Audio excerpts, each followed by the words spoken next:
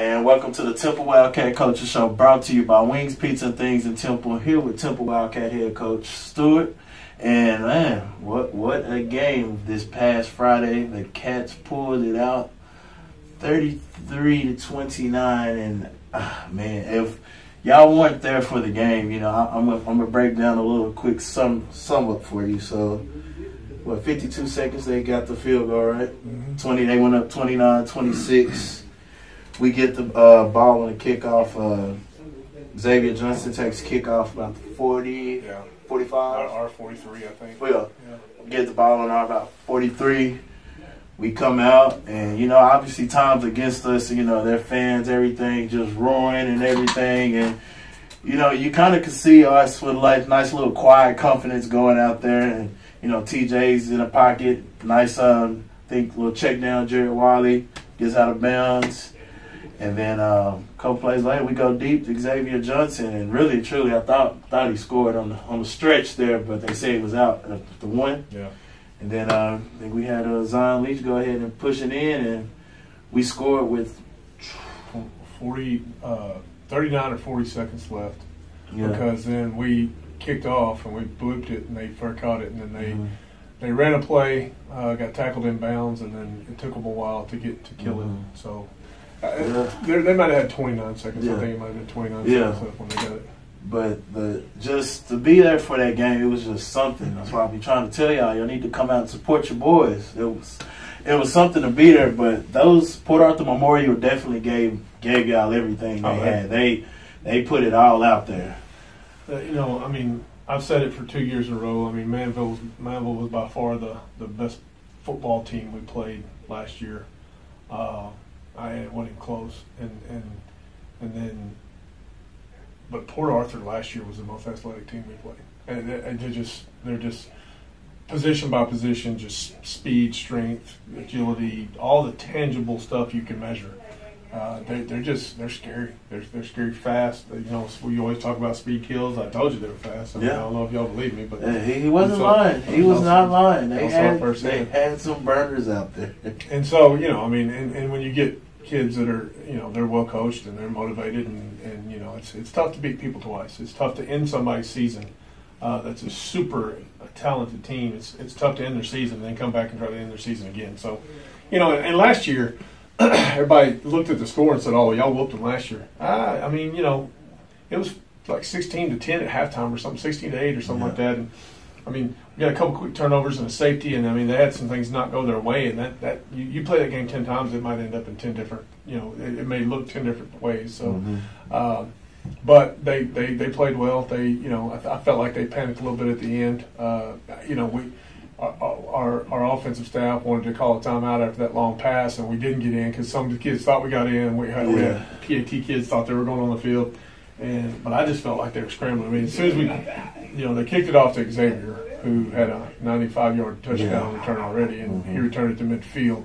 I think that kind of got him out of sorts, and then we hit that one. You know, the first play they had 13 people on the field. Yeah. You know, and so you kind of got him out of sorts, and so we hit that long pass. I was like, just line up and run some. Just line up really fast, because right now they're kind of discombobulated and they're out of sorts, and you know, I didn't want to give them time to regroup, and they didn't have any timeouts left. So yeah, and then another thing, you know, that last drive when they were driving down, you know, obviously, you know, their quarterback, I mean, he can throw the ball. He's more of a runner, I would feel like, and that's why, you know, he's committed to SMU. I think he's going to be a receiver there.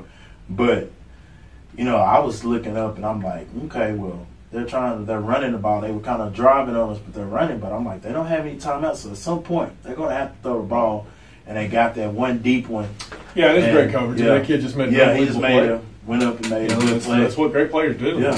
And you know, we decided we were going to stop Hines. I mean, that was our game plan going in. Don't let Hines beat you. If somebody else beats you, then, you know, they got enough weapons to do that. You know, but if they, you know, you got to stop what they do best. And I felt like Hines he's a dangerous kid. I mean, that dude's electric. And so, you know, I thought we did a pretty good job containing him. He had his, you know, and great ones are going to get theirs. But I felt like we did a pretty good job containing him. He didn't hit us with the big balls. You know what I'm saying, with the creases and the explosive plays. And so, Yeah, third and whatever at the end of the game. I felt like, Markel was in great position. He just went up and made a play. Yeah. And definitely, like you saying, with Hines, for a kid to have, I think he had 1,300 rushing yards, and they just had 10 games. It just shows you. So definitely, I feel like I would. Yeah, and so many of those were blowouts too. Yeah. That dude wasn't even on the field in the second half. So I mean, yes, they played 10 games, but he probably played in 5 games if you count the quarters.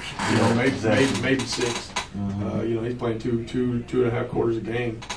It's just tough to get eye-gouging stats when you do that stuff, but when you take a look at the time he did play, he's got some pretty impressive stats. Yeah, but hey, through and through though, like I said, it was a game that just the pendulum kept swinging back and forth, and at the end of it, I mean, we were able to come out with the win, and that's one of those, I feel, what happened with us was something I was keying in on during the broadcast.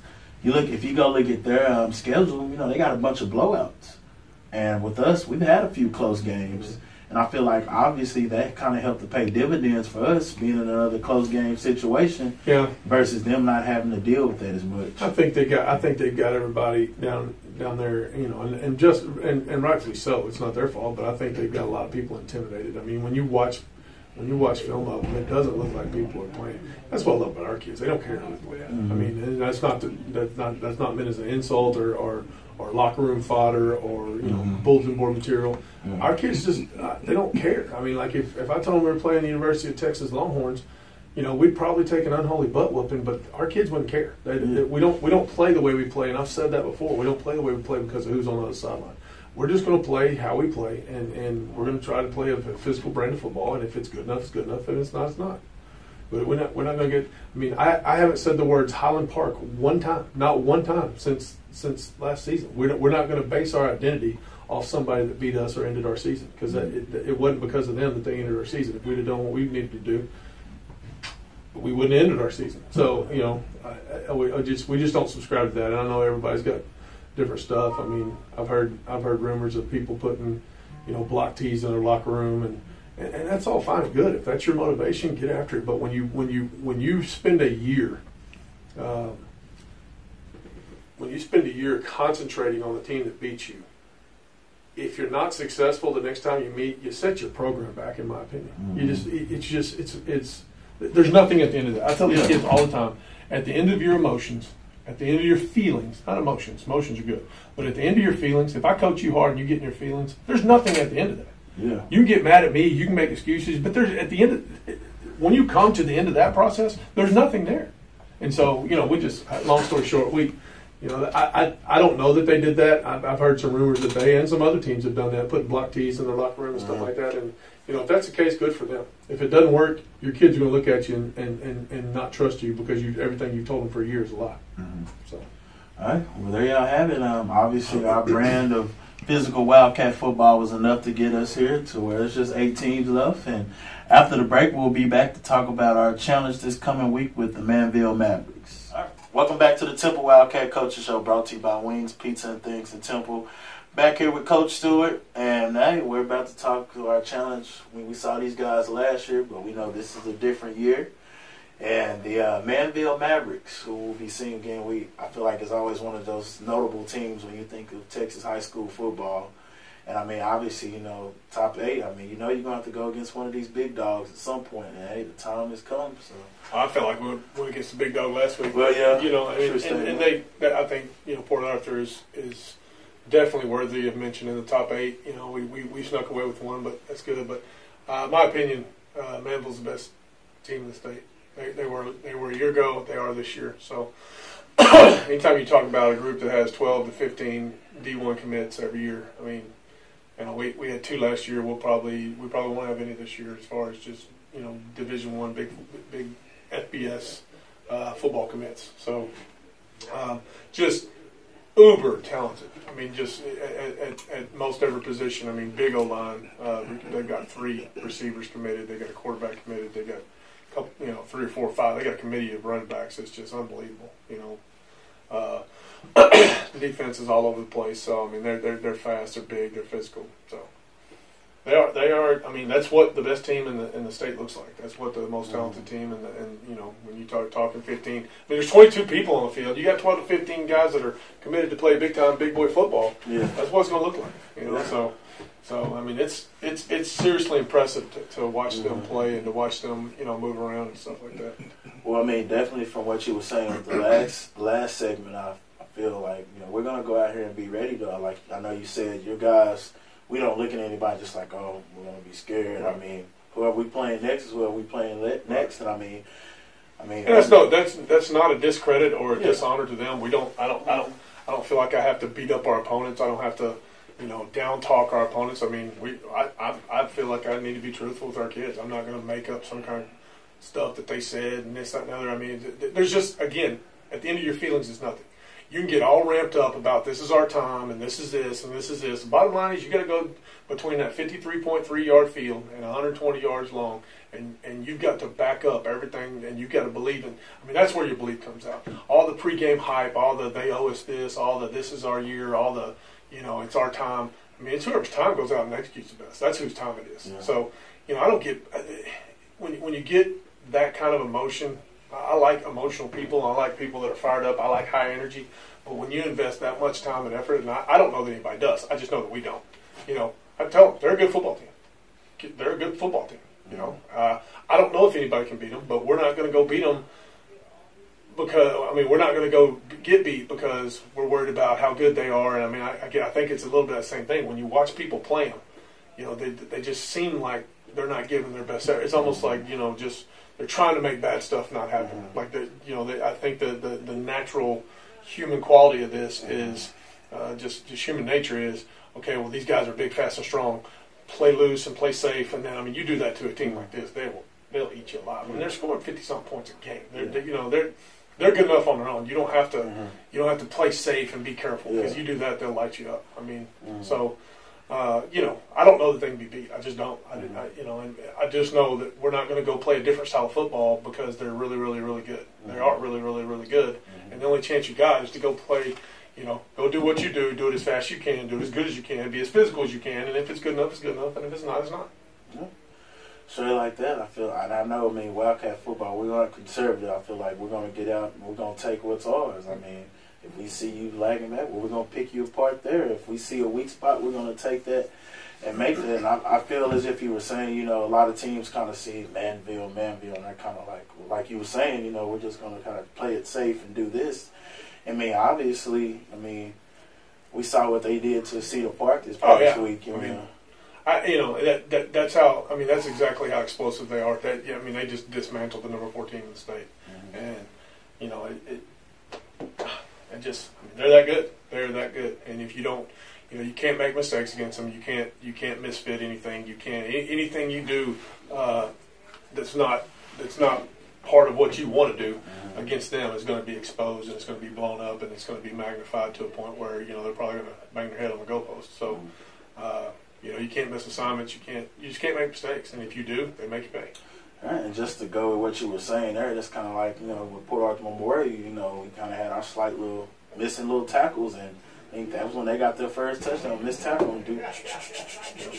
And I mean, that's the same way when you get to this point late in the playoffs. I mean, those little miscues, whoever you're playing, you know, they like you said, they get magnified on that big stage. So, I mean, this is definitely feel like this is going to be a week where we have to come with it. All the little things, the tackles, the assignments, reading your keys. It's all key. Right.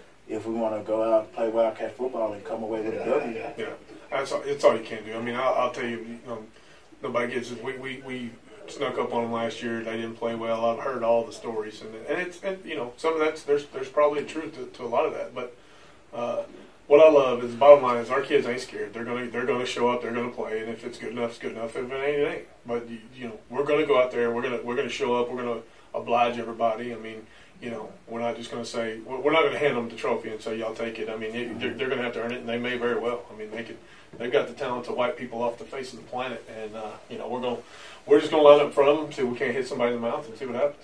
Yeah, well, y'all heard it there. I mean, we're going to go out and play Temple Wildcat football. We're going to see what happens. So, after the break, I'll be back with one of the offensive assistants.